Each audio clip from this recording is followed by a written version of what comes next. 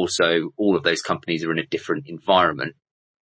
What have you observed in terms of key roles that organizations within marketing need as success, and new types of roles that have emerged almost in the past couple of years and really are coming to prominence within marketing? Yeah, that's a really great question. And I think in the context of change and the growth mechanics that a lot of B2B organizations are seeing now, and it's been accelerated in a lot of companies with regards to the dynamics that the COVID situation has brought. A lot of organizations have been able to take advantage of that. I've been advising in one particular situation just recently and a couple beforehand. I said to the marketing leader, the CMO, whatever, you need dare I say, a transformation office, a change office. You need whether it's a chief of staff. And these organizational posts weren't typically in the marketing function. You would have somebody who's chief of staff or a in the sales function, and it wasn't necessarily accepted that marketing needed that. It is now, I think, more so than ever. So I think there are key functions in terms of somebody who's a change agent, who can interpret the leadership both across the business and in marketing and act as a catalyst for change, be that a transformation, a program management office, a CEO, chief of staff, etc. And then one thing I am I always look at in organizational change, and frankly, when some people approach me for work to join, etc., looking at the central operations piece. Is there somebody who's responsible for the operations of the marketing function?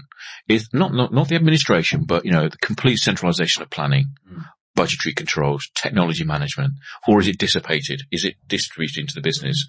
If it's the latter, bit of a question mark over whether you're going to be able to change quickly enough.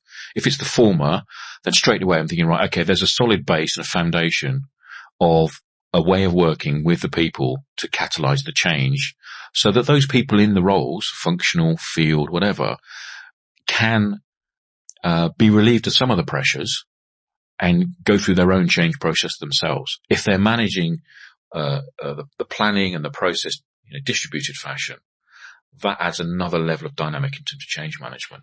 And so one organization I'm talking to at the moment are going through quite a major change and will continue to do so. Had a really great conversation with the CMO. I said, listen, I think the couple of things you need to do quite quickly, someone in the center just to be the pivot point for all this change, and then someone to support them in terms of the planning and the administration, because those two characteristics are usually quite different.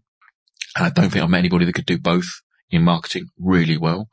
And, that was a very well received point. And I think it's moving forwards with regards to bringing somebody into the center, a chief of staff type person, and then somebody as a program management office, purely to catalyze, manage, and help effective change, transformation in this case, for that function. So I would look at those centralized responsibilities in assessing that organization.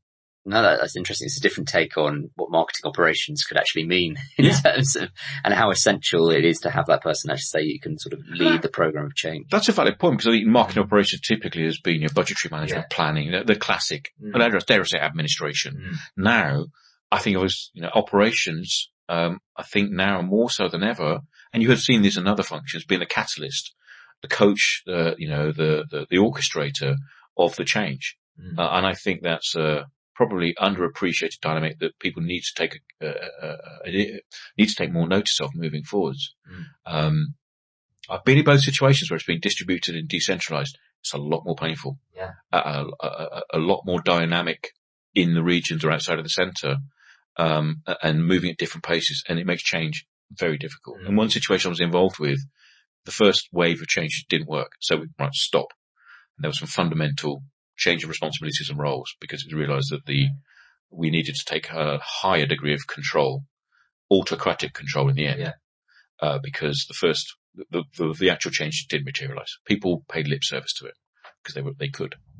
No, I mean, that's fascinating. And I think that whether you're a company going through fast change or whether you're a company just adapting to that new environment, what you've said there is actually, I think, really, really pertinent in terms of how organizations should look at managing change within, any function, but marketing specifically. So my next question, you spoke about it earlier, and in many respects, I'm teeing you up in a big way here, Rich, but you spoke about the importance of marketing sort of working with sales. And actually, when you come in and you need to make that assessment in terms of what are the sales dynamics vis-a-vis marketing dynamics. So when a company's going through change, like we were just discussing there, what's really, really key in terms of getting that relationship working between marketing and sales for the benefit of the overall business? And I'm sure you've probably got some opinions on this as well. I'm just seeing if he's read the book yet. Because you had a preview of the book. Depending when this comes out, it's either out or not out. But I'm now. Is it out or is it out? Yeah. So we've got a plug of the book in there. There you go. What book's that? Oh, Richard, do tell me, what book's that? 15th of February. Please, it's available at all good bookstores. Try and find a non-signed copy. It'll be worth more. He's kissed it as well. I forgot the question now. The answer is revenuist. No one's going to know this if they haven't read the book, but no. What was the question? I forgot. Marketing, sales, how can they make friends and you know, work so proactively together, so constructively? Yeah, it's critical, right? What is that sales and marketing relationship? Yeah. Is there a relationship in some ways? Never a straight answer. Again, we talked earlier about what you look at, what I look at, organizational dynamics, the structure, who's doing what, when and where. How mature are the organizations, both in marketing and sales terms, either in the center or in the region? You know, where's that growth being driven from, and the respective organizations first? And one case recently, I just sat down and said, what's marketing to you in sales?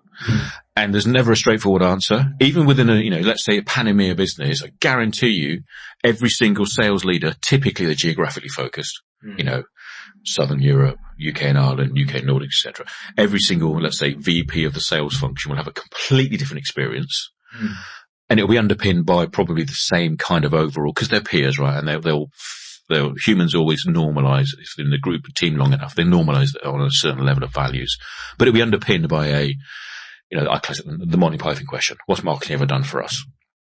But there'll be definitely different dynamics within that according to that individual sales VP or sales leader's requirements of that function. If they've got big customers and some small customers, if it's in Italy versus the UK, they will always vary. So what is that relationship, from a personal point of view? And quite a few times, when I've gone in, either when I've had the job permanently, new company, new structure, new team, etc., I spend the first probably couple of meetings not even talking about marketing in terms of the function, but just talking and listening and asking questions of the sales individuals as to, so how does it work from your perspective? And I can't overemphasize how important those first initial questions, and not the temptation to get, this is what marketing is doing for you in the first couple of questions or the first couple of meetings. Resist it. Absolutely resist it. And one instance in a very big company, I didn't even look at the marketing capability for the first couple of weeks. I just spent my time talking to everybody else. I didn't want to be tainted, as it were. I said to the team, just get on and do what you're doing. Give me a couple of weeks, first 10, 20 days, and I'll come back with the viewpoint. That was critical. I had one instance recently where I went back to a VP who I'd spoken to a month ago. The first conversation was completely clear in terms of anything that I knew about his marketing experience. And a month later I went back and said, right, here's what I think. And the reaction was, thank you. One of those listened, but also held them to account. There's certain things that are going on that your team aren't doing correctly. It's a 50-50 relationship.